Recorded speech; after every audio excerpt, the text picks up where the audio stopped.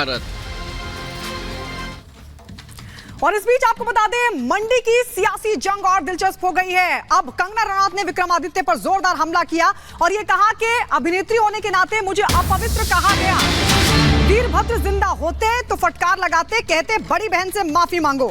तो कंगना रनौत ने विक्रमादित्य पर हमला बोला और ये कहा कि अभिनेत्री के नाते अपवित्र कहा गया। वीरभद्र जिंदा होते तो फटकार लगाते, कहते बड़ी बहन से माफी मांगो। तो आपको बता दें, मंडी लोकसभा सीट जहां पर कंगना रनौत और विक्रमादित्य के बीच तगड़ा मुकाबला और इस बीच लगातार एक दूसरे पर बयानबाजी का दौर भी जारी है। अब कंगना रनौत ने विक्रमादित्य पर हमला किया, क्या कहा जरा सुनिए। उन्होंने सिर्फ पुस्तकों में पढ़ी हुई है। ये राजा रजवाड़ों के बेटे हैं। आज वीरभद्र जी, माननीय वीरभद्र जी होते तो उनका दिल भी दुखी होता। उन्होंने अगर अपनी हिमाचल की बेटी, कितना मुश्किल होता है एक पहाड़ी के लिए बाहर जाना और सम्मान कमाना। आज अगर हमारे परम पूजनीय वीरभद्र जी होते तो उनका दिल कितना दुखता कि हमारी बेटी को कहा कि वो अपवित्र है, और वो निश्चय ही टीका जी को डांट लगाते और बोलते कि तू अपनी बहन से माफी मांग। लेकिन आज उनको ऐसा बोलने वाला, उनको समझाने वाला कोई नहीं है। उस बीच एक बड़ी खबर अपने दर्शकों को बता दें। दरअसल गलत भाषा के इस्तेमाल पर जयराम ठाकुर ने हमला बोला है। उन्होंने कहा है जनता मुंहतोड़ जवाब देगी। कंगना की एक पहचान है और उस पहचान को क्षति पहुंचाई गई है।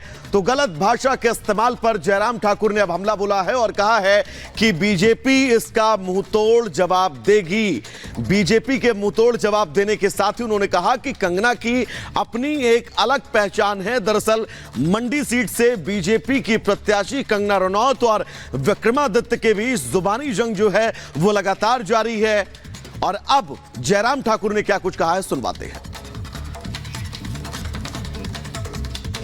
लेकिन अगर अभद्र भाषा का इस्तेमाल करेंगे, गलत भाषा का इस्तेमाल करेंगे, तो भारतीय जनता पार्टी गलत भाषा तो नहीं करेगी, लेकिन जवाब जोरदार तरीके से देंगे कि अगर हमारे परिधान को आप लगाएंगे तो हमारा भी प्रमोशन होगा और उसमें हिमाचल का कल्चर, हिमाचल का ट्रेडिशन, हिमाचल की संस्कृति, उसका प्रमोशन अगर होगा तो उसमें अच्छा रहेगा। और जब हिमाचल की बेटी है, वो हिमाचल के परिधानों को अगर पहन करके वो लोगों के बीच में जा रही है, तो मैं समझता हूँ कि ये चर्चा का विषय क्यों बनना चाहिए, इस बात से परेशानी क्यों है। जहाँ तक हमारी बात कह रहे हैं, मैं भारतीय जनता पार्टी का प्रदेश में पार्टी का कार्यकर्ता हूँ और पार्टी के कार्यकर्ता के साथ मेरे ऊपर जिम्मेदारी है।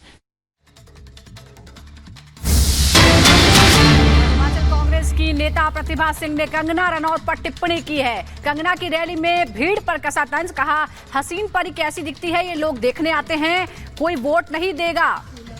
भीड़ लग रही है, इसका मतलब ये नहीं कि लोग वोट देंगे। टिप्पणी की कि वो हीरोइन है, हसीन है, इसलिए लोग उन्हें देखने आ जाते हैं। अब लोग भी जब उसमें फेसबुक में देखते हैं या उसमें व्हाट्सएप पे देखते हैं तो लोगों को होता हमने भी शानी थी जी, हमने भी देखनी थी कैसी है वो हसीन परी। तो उसको देखने के लिए भी लोग जा रहे हैं, देखने के लिए जा रहे हैं, भाई हमने भी देखनी क्या चीज है वो। पर वो वोट में नहीं कन्वर्ट हो सकते वो लोग, उनका वोट नहीं जा सकता। ठीक है, उसको मौका मिलता, 8-10 साल काम करती तो लोग उसको सराहते।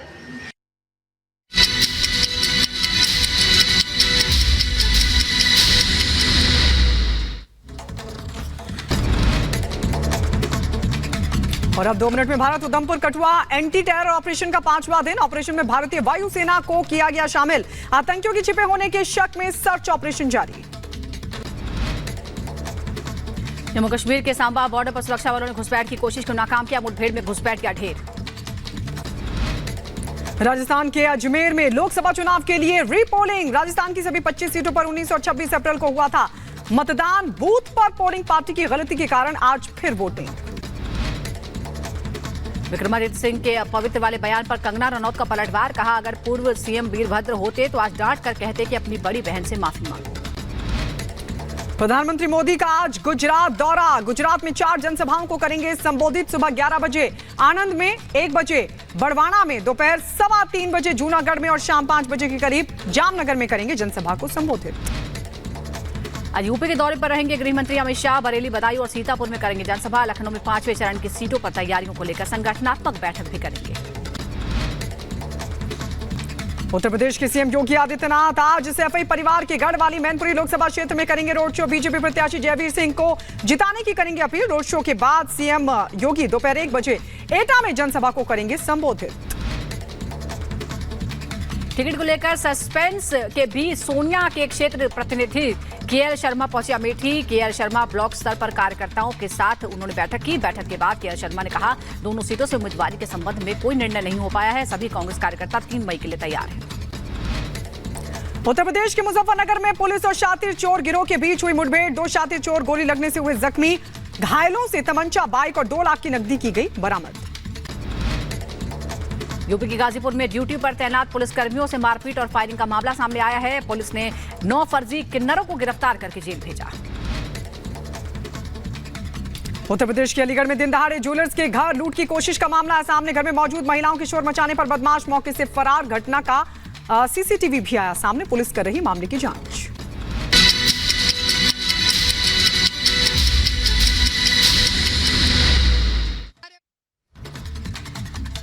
इधर इस बीच तमाम पार्टियों की तरफ से अभी भी प्रत्याशियों का ऐलान जारी है। बीएसपी की तरफ से 6 नए प्रत्याशियों की सूची जारी कर दी गई है। जैसे आपको बता दें, 6 नामों में 6 अलग अलग प्रत्याशी हैं। अलग अलग सीटों के ये हम आपको नाम बता दें। इसमें कैसरगंज से नरेंद्र पांडे हैं। गोंडा से सौरभ कुमार मिश्रा बीएसपी के प्रत्याशी होंगे। बाराबांकी से शिव कुमार और आजमगढ़ से मशहूद अहमद। डुमरियागंज से नदीम मिर्जा और संत कबीर नगर से नदीम अशरफ को टिकट दिया गया है। 6 नए प्रत्याशियों का ऐलान, 6 नए कैंडिडेट का ऐलान किया है बीएसपी ने। संत कबीर नगर से नदीम अशरफ को टिकट, डुमरियागंज से नदीम मिर्जा, संत कबीर नगर से नदीम अशरफ, कैसरगंज से नरेंद्र पांडे। तो आपको बता दें कि अभी भी कई ऐसी सीटें हैं जहां से प्रत्याशियों का ऐलान नहीं किया गया है और बीएसपी ने इसके तहत 6ठी लिस्ट जारी कर दी है। 6 नए नाम इसमें शामिल हैं और वो हम आपको कौन कौन से संसदीय सीटों से नाम है ये भी आपको बता रहे हैं।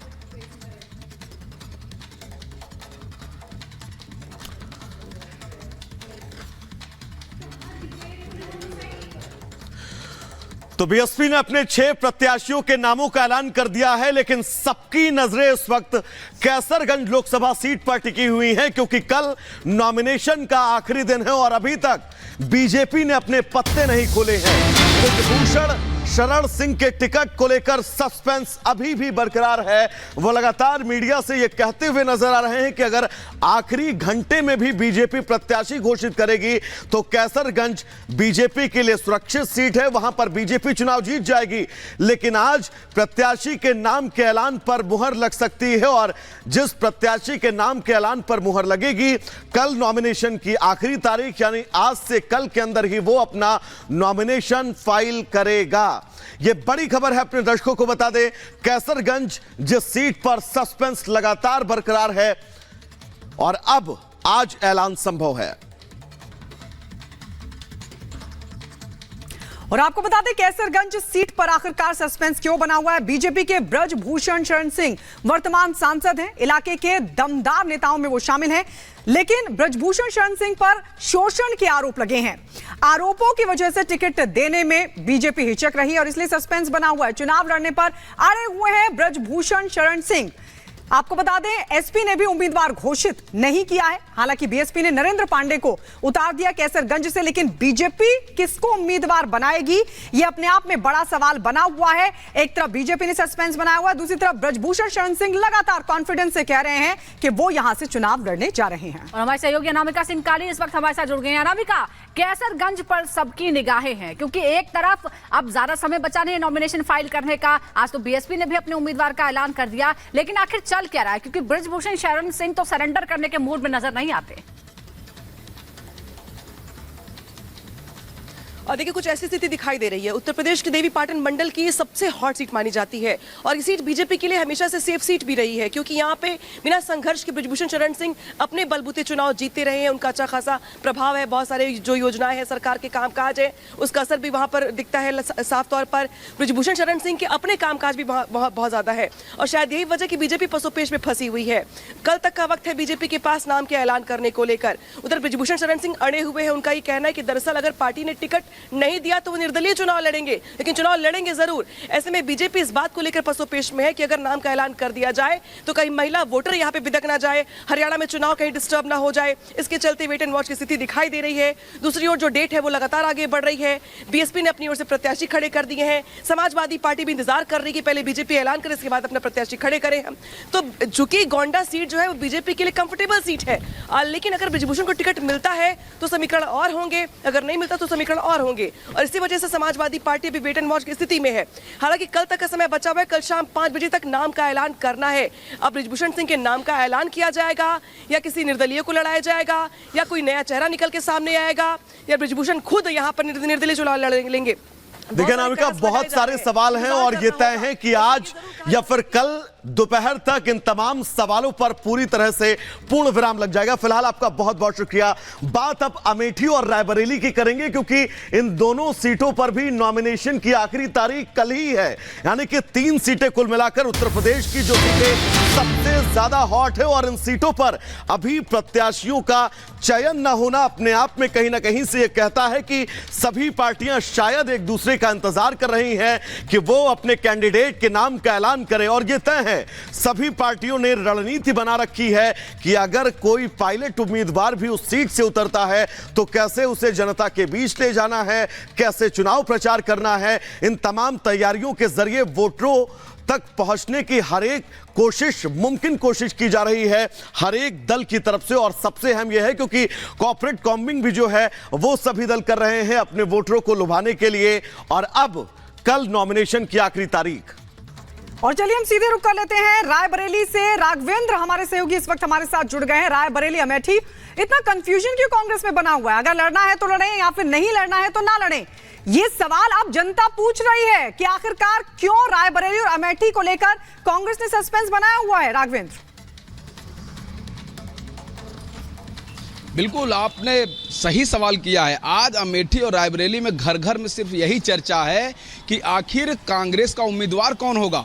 और ये अमेठी रायबरेली के इतिहास में, यानी देखा जाए 5 दशक के इतिहास में पहली बार यह ऐसा देखा जा रहा है कि इनके अभी प्रत्याशी नहीं उतर पा रहे हैं, जबकि कल नामांकन का लास्ट तारीख है, लास्ट डेट है। आप सोचिए कि कल 3 बजे के बाद नामांकन की जो प्रक्रिया है वो समाप्त हो जाएगी और आज 2 मई है और आज तक अभी उम्मीदवार का पता नहीं है।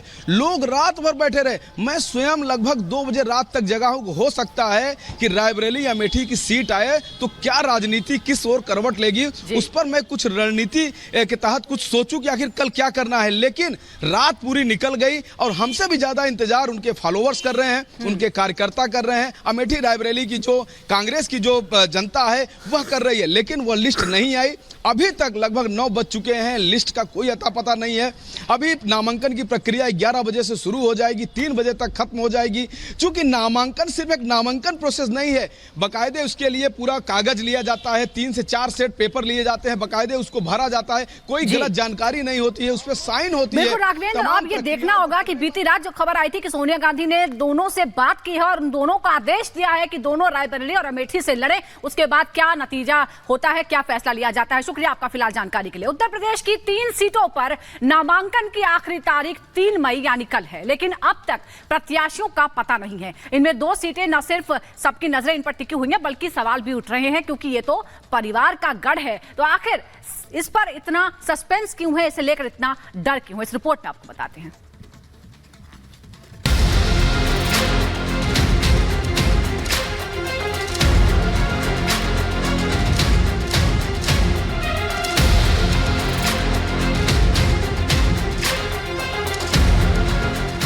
तारीख को लगन बहुत न्यौता करेंगे और 29 से दाम मचा देंगे। जन भावना है कि गांधी परिवार का लड़े और मेरी भी यही भावना है। बैठक पर बैठक,